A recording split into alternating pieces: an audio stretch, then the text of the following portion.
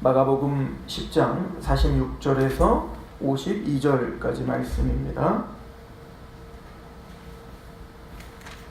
함께 봉독하도록 하겠습니다. 시작.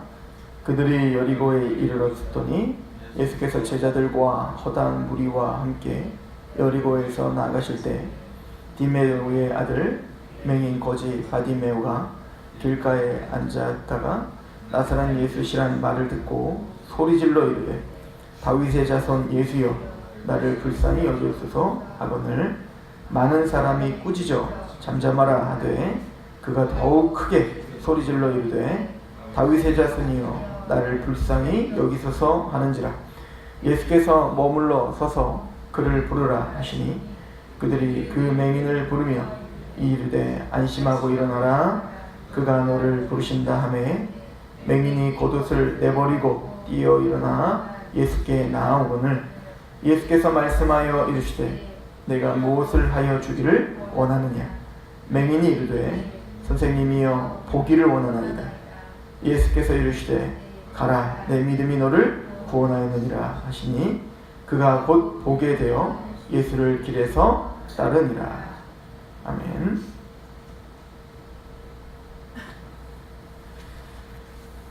우리는 많이 보고 많이 들었던 내용 앞에 있습니다.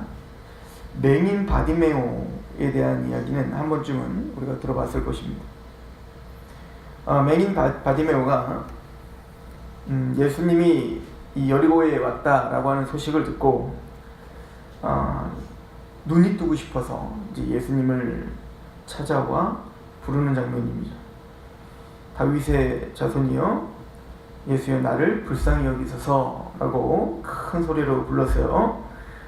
그랬더니 사람들이 이제 다 꾸짖고 비판하고 잠잠하라 하죠. 그러더니 바디메오가 포기하지 않고 더 큰 소리로 예수님을 더 크게 부르짖죠. 다윗의 자손이여 나를 불쌍히 여기소서 라고 외칩니다. 그랬더니 예수님께서 그를 부르라 라고 말씀하시고 이제 사람들이 주님이 너를 부르니까 안심해라 이렇게 말합니다. 그리고 이제 예수님 물어보기를 넌 뭘 해주기를 원하냐 그랬더니 이 맹인 바디메오가 저는 눈을 뜨기를 원합니다. 근데 예수님이 이제 그 말씀을 듣고 네 믿음이 너를 구원했다라고 말씀을 하십니다. 그리고 그는 보게 되었고 보자마자 바로 그 예수를 따르는 장면을 보게 됩니다. 제가 이 말씀을 묵상하면서 성경을 문맥적으로 보는 힘이 여기 있구나. 사실은 이 맹인 바디메오의 이 이야기가 여기 왜 있는가. 제가 예전에 예를 들어서 제가 예전에 선교단체에 있을 때 그 선교단체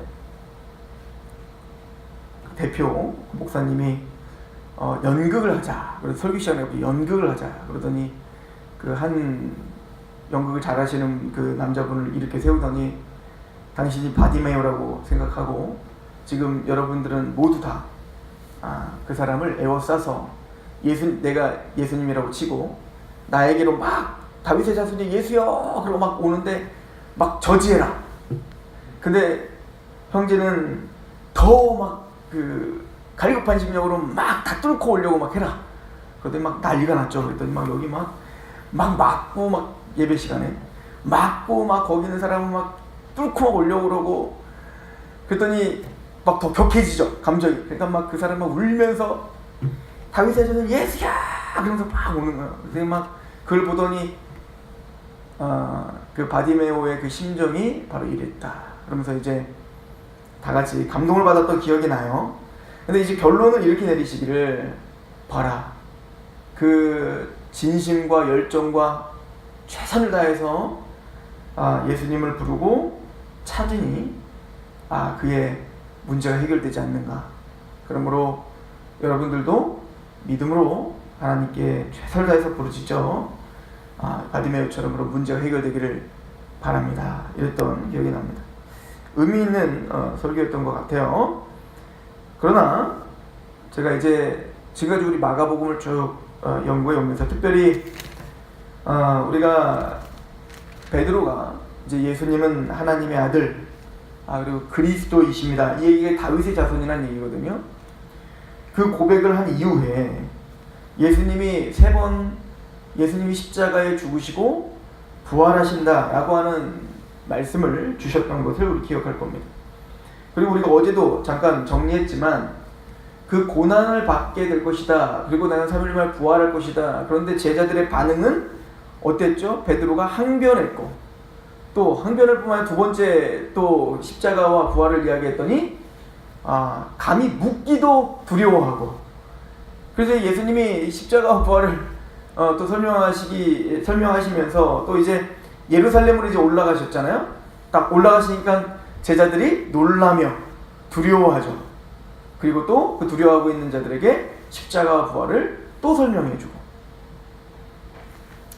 그런 과정 속에서 우리가 봤지만 베드로가 예수님께 간구하고 그리고 항변했지만 그런 모습들을 통해서 우리가 지금 보고 있는 단락이 베세다에 있는 맹인이 눈을 뜨는 장면과 지금 여리고에서 바디메오가 눈을 뜨는 그 두 장면의 사이에 제자들의 무지함이라고 하는 주제가 담겨 있었다라고 우리 이미 상고했습니다. 제자들은 지금 예수님을 따르고 있지만 그들은 무지해입니다. 그래서 베드로에게 뭐라고 하죠? 그런 말 하지 마세요 라고 말하고 항변하고 있는 베드로에게 예수님은 사탄아 물러가라 라고 이야기를 하고 있었습니다. 사탄아 물러가라. 너는 하나님의 일을 생각하지 않고 사람의 일을 생각하는구나 라고 이야기를 하고 있었다고요. 그래서 예수님은 그런 사건을 통해서 지금 네가 말로는 예수를 정확하게 고백하고 있지만 그 신앙 고백의 내용이 예수님이 또 하나님이 추구하시고 또 이끌려고 하는 그 방향과는 전혀 다른 방향으로 가고 있구나 라고 하는 거였죠. 그리고 우리에게 보여줬던 사건이 뭡니까? 바로 제자들끼리 이제 길을 가면서 논쟁을 하는 거였어요. 근데 그 논쟁을 예수님이 다 아시죠? 너희들 무슨 말 했니? 무슨 논쟁을 했니? 라고 물어보니까 쟤네 누가 더 크냐? 이 논쟁을 한 거예요. 네가 더 크냐? 내가 더 크냐? 그러니까 예수를 따르고 있는 그들의 마음은 여실히 거기서 드러나는 거예요. 그리고 우리가 어제도 상고했지만 또 한 번의 고난사활을 이야기한 다음에 또 어떤 문제에 또 부딪히죠. 이번에는 아예 대놓고 세베대 아들 그 두 아들 야고보와 요한이 예수님께 나와 직접적으로 그 영광스러운 날이 임했을 때 내가 우측 좌측에 앉게 해주세요. 그러니까 자기들끼리 논쟁을 하다가 이번에는 이제 야고보와 요한이 아예 대놓고 예수님께 먼저 나가서 선수를 친 거죠. 내가 돼야 됩니다. 내가 높아져야 됩니다. 뭐 말은 안 했겠지만 그들의 마음은 우리가 높아지게 합당합니다. 뭐 그랬겠죠. 그렇죠? 이게 바로 제자들의 수준이었다는 거예요. 예수님은 십자가의 길을 걷고 예수님은 자기의 것을 다 부인하고 십자가가 많은 사람들의 대속물로 죽임을 당하러 가려고 하는데 그 예수님을 따르는 제자들은 그 속이 완전 다른 거예요. 예수님을 따르는 목적이 완전 다른 거예요.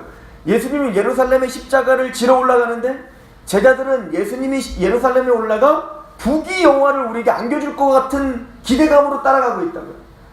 그러니까 자기의 소망과 자기의 꿈이 예수님이 십자가에 죽어야 돼 라고 하는 그 말을 듣기도 또 깨닫기도 다시 묻기도 두려워했던 이유가 뭐죠? 자신의 꿈이 산산조각 날까봐 겁이 나는 거예요. 그러니까 자세하게 알고 싶은 생각이 없어요. 성경을 그냥 내가 믿고 있는 대로 내가 그냥 알고 있는 대로 그냥 그렇게 갖고 싶은 거예요. 그냥 예수님이 그냥 조용히 내가 원하는 대로 나를 좀 이끌어주면 좋겠는데 자꾸 말씀하시는 거예요. 예수님은 내가 가는 길은 그 길 아니라고. 그러면서 예수님이 어떤 이야기들을 또 제자들에게 보여줍니까? 첫 번째는 그런 무지한 제자들에게 예수님은 그 무지함을 깨트려주기 위해서 첫 번째는 변화산상 사건이 있었던 거였잖아요. 내가 지금 십자가의 길을 걷지만 그 십자가의 길은 실패의 길이 아니란다. 그 십자가의 길은 단순히 고난이지만 그것은 동굴이 아니라, 그런 문이 없는 동굴이 아니라 터널과 같아서 그 고난을 통과하면 영광스러운 부활의 몸이 있단다. 그래서 변화산상을 통해서 그 십자가의 결론이 무엇인지, 얼마나 영광스러움으로 변화되고 하나님 그 영광스러움을 우리에게 약속하고 있는지를 보여준다고. 그 사도 바울이 지금 우리에게 당하는 고난은 장차 우리에게 주어질 영광과 비교할 수 없어. 이것을 가지고 믿음의 사람들이 오늘 하루를 인내하며 승리할 수 있던 것처럼 너희들에게도 뭐라고 그러는 영광스러움이 있다고 라고 하는 것을 가지고 설명하죠. 근데 예수님만 변화되는 게 아니라 엘리야와 모세가 변화됐듯 너희가 바로 그 주인공이란다. 그럼 나와 함께 걷자, 이거 아니에요? 그럼에도 불구하고 또 깨닫지 못하는 제자들, 그런 제자들에게 또 무엇을 보여줍니까? 어린아이 하나를 데려다가 이 어린아이와 같이 하늘나라를 받들지 아니하면 결단코 천국 갈 수 없어. 즉 너희 눈이 떠져야 돼. 너희가 정말 마음으로 하나님의 나라를 봐야지. 이거는 니고데모에게 한 얘기와 비슷하죠? 네가 거듭나지 않으면 하늘나라를 볼 수가 없어. 갈 수가 없어. 즉 너희는 지금 나를 따르고 예수를 따른다. 당신은 하나님의 아들입니다. 그리스도입니다. 다른 말로 말하면 다윗의 자손입니다 라고 말하지만 너희들은 여전히 소경이구나. 너희들은 여전히 보지 못하는구나. 이것이죠. 어린아이와 같이 나를 의지해야 된다. 그래서 하나님의 나라가 무엇인지를 바로 알고 그 하나님의 나라를 떠받들고 그 하나님의 나라의 영광을 아는 그 어린아이와 같이 되지 않으면 너는 결단코 천국 갈 수 없다. 그리고는 누구와 비교하는 거예요? 부유한 부자인 거죠. 부자이면서 자기는 모든 계명을 다 지켰다고 여기고 있는 그 부자 청년을 보여준 거 아니겠어요? 그리고 그 부자 청년이 예수님께 뭐라고 합니까? 어떤 선한 일을 하여야 내가 영생을 얻습니까? 선한 선생님, 이렇게 표현한 거예요. 하나님 외에는 선한 분이 없다 이거예요. 네가 인간이 아무리 뭔가 선한 일을 하고 최선을 다하고 노력을 하더라도 우리는 여전히 하나님 앞에 죄인인 거예요. 근데 그 부자 청년은 뭐죠? 베세다의 그 소경처럼 보지 못하는 거예요. 뭘? 자신의 죄됨을 보지 못하는 겁니다. 자신의 죄됨을 알지 못하고 어떻게 하죠? 끊임없이 이 사람은 어떤 선한 일을 통하여 뭔가 하나님께 인정받아 내가 영생을 얻으려고 하는 그런 높아진 마음이죠. 이게 바로 어린아이와의 반대인 거죠.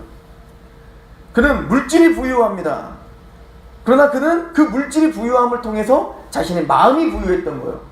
자신은 십계명을 다 지켰다고 생각했고 자신은 그럴 수 있는 실력이라고 착각하고 있었던 겁니다. 즉 뭐죠? 이 사람이 진짜 소경이죠.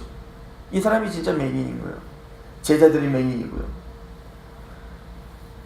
그럼 그에게 예수님 뭐라고 하죠? 너는 너의 모든 재산을 다 팔아 가난한 자에게 나눠주고 너는 나를 따르라. 그 부자가 따를 수 있나요? 따를 수 없죠. 그래서 그 부유한 것, 자신의 재산 때문에 근심하여 돌아가는 겁니다. 자신의 것을 버리고 따를 수가 없는 거예요. 그랬더니 그거 보고 제자들이 이렇게 이야기하죠. 물론 이제 제자들이 뭐래요? 예수님이 봤느냐? 부자가 천국에 가는 것은 낙타가 바늘기에 들어가는 것보다 더 어렵다. 불가능하다는 얘기 아니에요. 그랬더니 이제 제자들이 말을 하죠. 그럼 누가 천국 갈 수 있습니까? 아무도 천국 가지 못하잖아요. 주님, 누가 그럼 천국에 갈 수 있겠습니까? 그랬더니 주님이 아주 중요한 얘기를 했죠. 너희로서는 할 수 없다. 하나님으로서는, 사람으로서는 할 수 없으나 하나님은 할 수 있다. 즉 하나님의 은혜가 아니라면, 하나님의 국률이 아니라면 그 어떤 누구도 결단코 천국 갈 수 없다.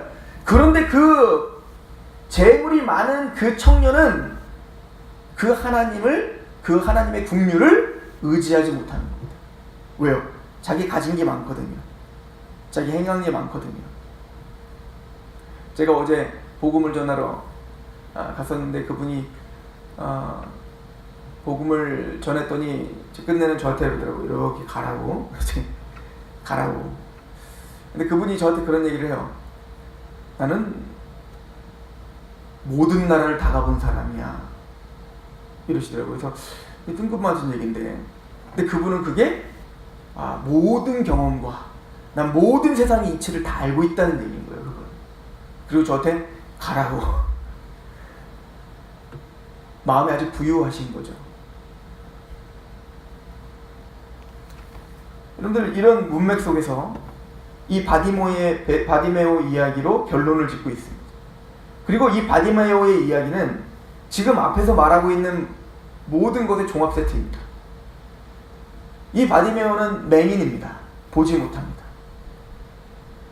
그리고 이 바디메오는 베드로의 고백처럼 예수님이 다윗의 자손임을 분명히 알고 있는 사람입니다. 그리고 이 바디메오는 예수가 아니라면, 예수를 만나 그 예수를 통해서가 아니라면 자신에게 소망이 없다는 걸 알고 있는 자입니다. 그래서 이걸 뭐라 표현하냐면, 이 바디메오는 맹인일 뿐만 아니라 거지입니다. 부자가, 재물이 많은 청년과 지금 굉장히 상대적인 사람이죠. 거지예요. 가진 게 없어요. 그리고 눈도 보지 못합니다. 세상 사람들을 보면 아무런 명예도 그 어떤 것도 가진 것이 없어요. 그런데 그는 분명한 사실은 나로서는 내 문제를 해결할 수 없다는 분명한 인식이 있습니다. 그래서 이 바디메오는 전심을 다해서 그 예수님께 달려왔습니다. 그리고 예수님께 묻습니다. 예수님 물어서 너는 뭘 원하느냐? 그럼 많은 부자가, 재물이 많은 청년은 뭐라고 대답했을까요? 내가 영생 얻기를 원하는데 어떤 선한 일을 해야 영생을 얻겠습니까? 라고 물었을 겁니다. 그러나 이 바디메오는 감히 내가 무엇을 해야 눈을 뜹니까? 라고 말할 수 없습니다. 가진 것이 없습니다. 나는 아무것도 할 수 없다는 걸 분명히 압니다. 그래서 이 바디메오는 내가 당신이 나를 눈을 뜨게 해주기를 원합니다. 당신이 아니라면 나로서는 그 문제를 해결할 수 있는 게 나한테는 아무것도 없는 나는 거지요. 나는 볼 수 없는 자입니다. 그러므로 당신이 아니라면 나는 아무것도 할 수 없습니다. 그러므로 다윗의 자손이시여, 내가 필요한 건 긍휼입니다. 예수여, 나를 긍휼히 여겨주십시오. 내가 보기를 원합니다. 나는 볼 수 없는 자입니다. 지금까지 베드로와의 이야기, 제자들과의 논쟁, 또 많은 부자 청년의 이야기, 이게 함축하여 지금 바디메오에게 지금 다 이야기가 되고 있는 거예요. 누가 부유한 자인가? 누가 보는 자인가? 누가 예수를 따를 수 있는 자인가? 예수님 말씀하십니다. 가라, 내 믿음이 너를 구원했다. 그리고 그는 봅니다. 예수를 만나 보죠. 그리고 그 예수를 따릅니다. 이게 제자인 거야. 제자들에게는 굉장히 충격적인 메시지를 주고 있는 겁니다.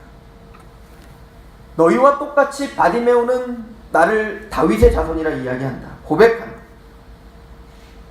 그러나 그가 지금 나를 따르고 있는 것은 이 땅의 부귀영화를 누리려고 하는 게 아니에요. 지금 제자들이 예수님 보고, 제자들 보고 너 나 뭘 원하니? 그럼 얘네들 뭘 원했을까요? 우측 좌측이요. 내가 큰 자 되기 원한다니까요. 맹인 바디메오는 그걸 원할 수도 없습니다. 그걸 원할 수 있는 자격도 안 되고요.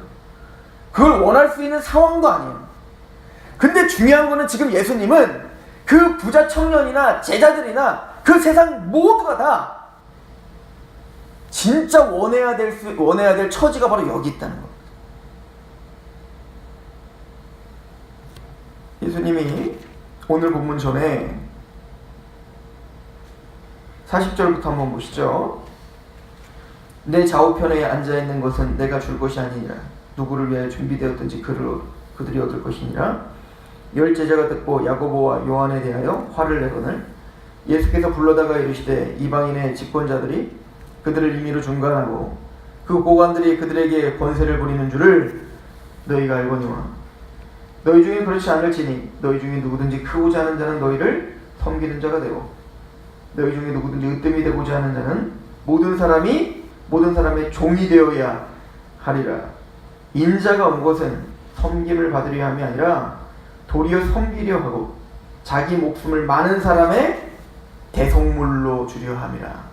예수님이 이 땅에 오시고 예루살렘에 올라가시는 이유는 섬김을 받으려 함이라 아니라 어린아이와 같이 하나님 나라를 받드는, 그래서 긍휼을 원하고 있는 그 하나님의 택함받은 하나님의 백성들을 위하여 대속물로 자신의 몸을 죽이러 십자가에 달리러 이 땅에 오셨음을, 그리고 그 주인공이 바로 바디메오입니다.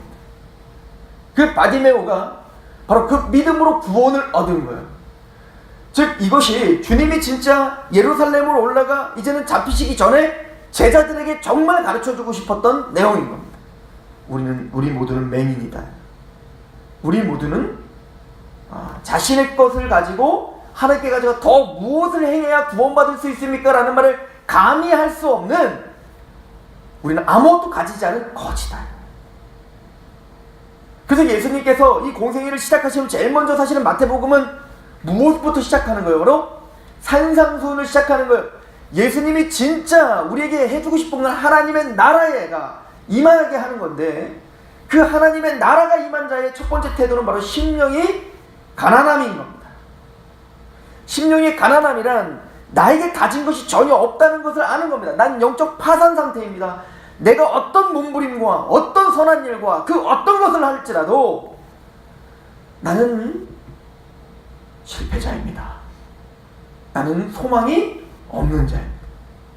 오직 예수님이 나의 길이요 진리요 생명으로 당신이 아니라면 호산나 다윗의 자손이여 나를 긍휼히 여기소서 라고 전심을 다해서 예수님을 부르짖었던 이 바디메오처럼 그렇게 심령의 가난한 마음으로 예수를 부르짖고 그 예수님의 긍휼, 십자가에 죽으신 그 속죄의 그 긍휼이 아니라면 나는 소망이 없는 자입니다.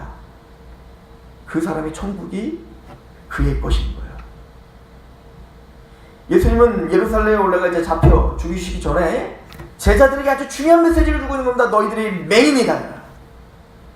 너희들이 진짜 원해야 될 건 내가 우특 잔치게 하는 것 이걸 원하는 게 아니라 주님 나를 긍휼히 여겨달라는 것을 원해야 되는 거예요. 내가 보기 원합니다.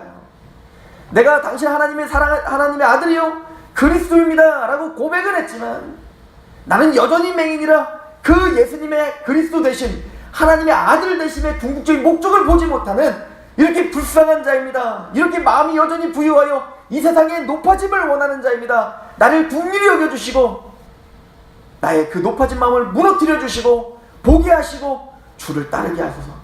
그리고 그 바디메오가 주님을 보자마자, 이제는 주님의 은혜로 보자마자 주님을 따라요. 뭘 버리고? 자신의 의복을 버리고 따라버리죠. 그 의복은 거지가 갖고 있는 자기의 모든 재산입니다. 너는 모든 재산을 가난한 자에게 주고 날 따르라. 그는 자신이 갖고 있는 게 너무 많아 예수를 따라갈 수 없어요. 그러나 이 바디메오는 자신의 모든 소유를 버리고 주님을 따르는 제자가 됩니다. 제가 앞에서 이야기했던 모든 것들을 함축하여 설명하고 있는 거예요. 너희는 정말 보는 자인가? 저는 여기가 여리고라는 것도 자꾸 신경이 쓰여요. 이스라엘 백성들이 하나님의 은혜로 가나안 땅을 점령하러 들어가실 때 믿음으로 여리고성이 무너집니다. 그런 것처럼 바디메오의 그 문제가 무너지는 거예요. 마찬가지로 우리도 어찌 보면은 그 제자들의 하나님과 예수 그리스도의 뜻을 바라보지 못하게 했던 그 높고 높은 그 벽이 예수 그리스도의 긍휼로 무너져야 되는 거예요.